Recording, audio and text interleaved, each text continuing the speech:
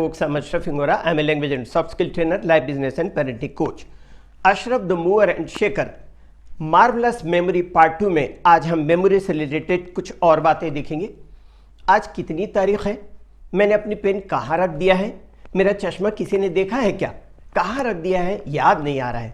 Wife ने office से लौटते समय कुछ लाने को कहा था, क्या था वो याद नहीं आ रहा है।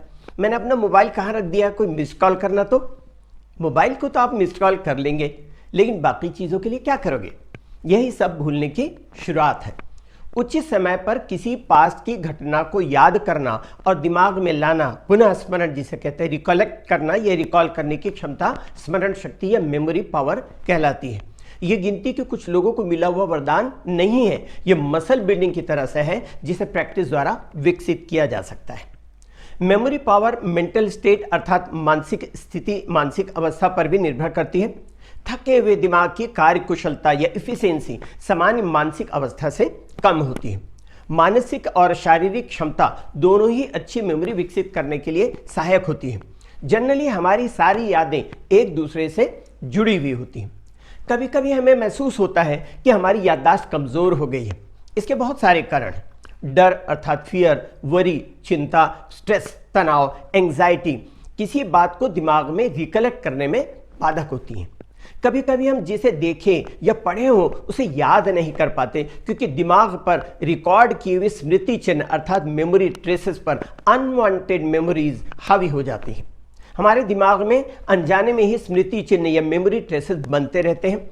अनवॉलंटरीली, अनैच्छिक रूप से हम सब चाहे पढ़े लिखे हो या अनपढ़ हो, कभी अनुभव की हुई आवाज़, स्पर्श और स्वाद को पहचान लेते हैं। शुरू में हमारी मेमोरी साइट एंड साउंड पर निर्भर करती है। उसकी अगली अवस्था है लाइकिंग एंड इंटरेस्ट। तीसरी अवस्था है कंसंट्रेशन, जो कि इंप्रेशन को और स्ट्रांग और अनइरेजेबल बनाता है। हमें जिस चीज़ पे इंटरेस्ट होता है वह हमें जल्दी याद होती है। जनरली जो हम सीखना या याद करना पसंद करते हैं उसे हम अच्छी तरह याद रखते हैं। खासकर जो शिक्षक अच्छा पढ़ाते हैं और जिन्हें हम लाइक करते हैं, उनके पढ़ाए हुए सब्जेक्ट को भी हम लाइक करते हैं, क्योंकि उस सब्जेक्ट को सीखने में हमारा मोटिवेशन और हमारा इंटरेस्ट होता है। इसके विपरीत शिक्षक जिनका पढ़ाने का तरीका बहुत उबाऊ होता है, उन्हें आप लाइक नहीं करते और उनके द्वारा पढ़ाए गए सब्जेक्ट में लेक ऑफ मोटिवेशन और डिसलाइकिंग के कारण आपको इंटरेस्ट नहीं आता। इसलिए टीचर्स को भी मोनोटोनी अर्थात एक रास्ता से बचना चाहिए और इस तरह से पढ़ाना चाहिए कि बच्चों को भी पढ़ने में इंटरेस्ट आए। बहुत से पेरेंट्स की शिकायत होती है कि उनके बच्चे की याददाश्त कमज़ोर है। आपके बच्चे की याददाश्त कमज़ोर है या मोटिवेशन एंड इंटरेस्ट की कमी है, इसे एक उदाहरण से समझे। दो लड़के थे, एक लड़का पढ़ाई में बहुत होशियार था और दूसरा लड़का पढ़ाई में बहुत कमज़ोर था। दोनों लड़कों को क्रिकेट मैच का हाईलाइट दिखाया गया। उसके बाद उन लड़कों से उस मैच के संबंधित सवाल पूछे गए। तो जो होशियार लड़का था उसका रिजल्ट 30 to 40% करेक्ट था और जो कमज़ोर लड़का था उसका रिजल्ट 80 to 85% करेक्ट था। कारण, जो होशियार लड़का था उसे क्रिकेट में बिल्कुल इंटरेस्ट नहीं था, लेकिन जो लड़का पढ़ाई में कमज़ोर था उसे क्रिकेट में बहुत इंटरेस्ट था। तो उसका अंजाम ये हुआ कि किसने कितने चौके मारे, कितने छक्के मारे, किसने कितने विकेट लिए, किसने कैच लिया, कौन बोल्ड हुआ, एक एक घटना को बारीकी से उसने बताया। तो समस्या जो है वो याददाश्त की नहीं है, बल्कि समस्या यहाँ पर इंटरेस्ट की है। सबसे पहला फैक्टर है इंटरेस्ट उस चीज़ के प्रति जो आप सीखना चाहते हैं। इसका सबूत यह है कि ज़्यादातर बच्चे परीक्षा में कम से कम किसी एक सब्जेक्ट पर अच्छा मार्क्स लाते हैं, भले ही अदर सब्जेक्ट्स में उनके मार्क्स पुअर हों। अर्थात उस स्टूडेंट्स की मेमोरी उस सब्जेक्ट में बेहतर काम करती है जिस सब्जेक्ट में उसे इंटरेस्ट होता है। अगर वही रुचि, वही इंटरेस्ट उसे सभी सब्जेक्ट्स में पैदा हो जाए तो वह स्टूडेंट सभी सब्जेक्ट्स में अच्छा परफॉर्म कर सकता है। इस पर मुझे एक बहुत इंटरेस्टिंग घटना याद आ गई।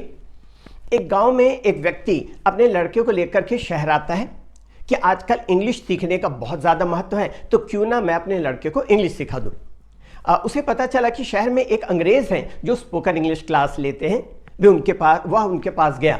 चूँकि अंग्रेज़ इंग्लिश के अलावा और कोई भाषा नहीं जानता था, इसलिए उसने एक द्विभाषिया या बाइलिंगुअल को नौकरी पर रखा था, ताकि वो इंग्लिश के अलावा कोई अदर लैंग्वेज पर बात करे तो उसे बता सके, उसे समझा सके। तो उस देहाती आदमी ने उस द्विभाषीय से छत्तीसगढ़ी में कहा कि मैं अपने बेटे को अंग्रेजी सिखाने के लिए भर्ती करना चाहता हूं, इसके लिए मुझे क्या करना पड़ेगा। तो द्विभाषी ने अंग्रेज से कहा कि he wants to get his son admitted in your institution to learn English, अर्थात ये अपने बेटे को आपकी संस्था में अंग्रेजी सीखने के लिए भर्ती करना चाहता है। तो अंग्रेज उस द्विभाषी से कहता है कि tell him to leave his son here for 6 months, his son will certainly be able to speak English fluently. तो वो उसको द्विभाषा उसको ट्रांसलेट करके बताता है छत्तीसगढ़ी में कि आप अपने बेटे को 6 महीने के लिए यहाँ छोड़ जाओ, आपका बेटा 6 महीने के अंदर निश्चित रूप से इंग्लिश बोलने लग जाएगा। उस देहाती आदमी ने जो फीस वगैरह देना था उसने दिया और बेटे को 6 महीने के लिए स्पोकन इंग्लिश ज्वाइन करने के लिए छोड़ करके चला गया। 6 महीने के बाद जब वो देहाती आदमी वापस आया तो उसने देखा कि अंग्रेज के अलावा वहां पर कोई है नहीं। तो वो इतना तो समझ गया था कि अंग्रेज छत्तीसगढ़ी नहीं जानता और उसके अलावा वो खुद भी इंग्लिश बोल नहीं सकता था। परेशान होकर के इधर उधर टहलने लगा, क्या करूं। फिर वो अंग्रेज के पास जाता है और छत्तीसगढ़ी में बोलता है कि आपने कहा था कि 6 महीने में मेरा बेटा निश्चित रूप से अंग्रेजी बोलना सीख जाएगा, उसका क्या हुआ। तो अंग्रेज उसको बोलता है तोर लइका अंग्रेजी नहीं सीख सके।